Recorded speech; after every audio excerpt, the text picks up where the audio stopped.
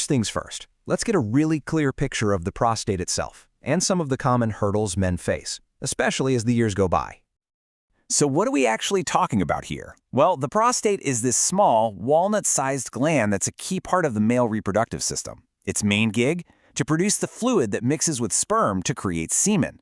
It's a simple job, but a really important one. Now let's talk about the most common problem guys run into, BPH. Now the key word here is benign. It's not cancerous. But because of where the prostate sits, right under the bladder, when it gets bigger, it can literally squeeze the tube you urinate through.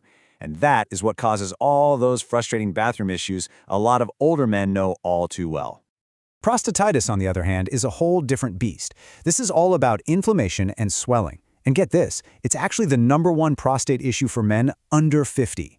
Sometimes it's caused by bacteria, but a lot of the time the cause isn't clear and it can just lead to pelvic pain and urinary problems.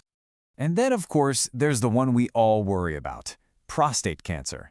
This number, it's pretty stark. About 1 out of every 8 American men will be diagnosed with it in his lifetime. But, and this is a big but, the good news is that it's usually slow-growing and very treatable, especially when you catch it early. All right, let's shift gears and talk about what you can actively control. I'm talking about what you eat and drink. This has a direct and really powerful impact on managing inflammation and just generally supporting your prostate health. You know, it turns out that a diet that's good for your heart is also fantastic for your prostate.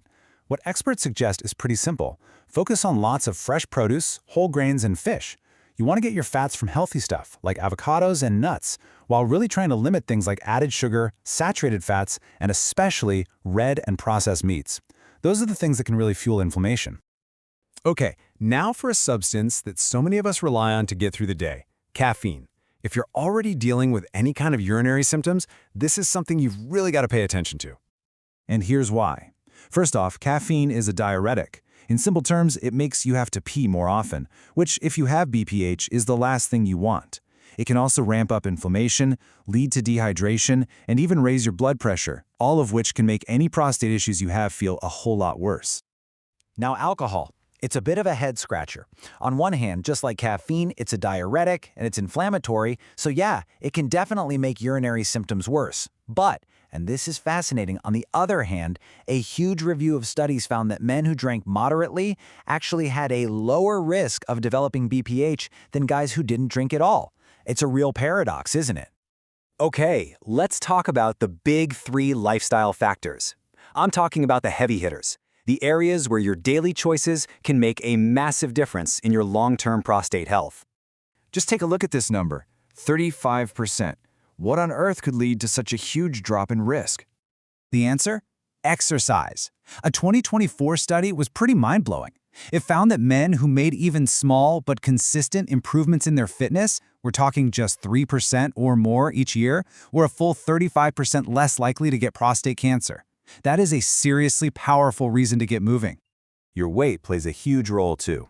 Now, studies show that obesity might not increase your risk of getting prostate cancer, but it is linked to getting more advanced, more aggressive forms of the disease. Plus, a bigger waistline is genetically linked to BPH.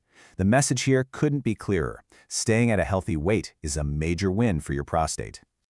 And when it comes to smoking, well, the evidence is just overwhelming. A recent study found that smokers were 42% more likely to die from prostate cancer. And another study found that this risk gets even worse when you combine smoking with obesity. It's a double whammy. If you're looking for one more reason to quit, this is a very, very good one. All right, now for a few habits that probably aren't the first things you think about for prostate health.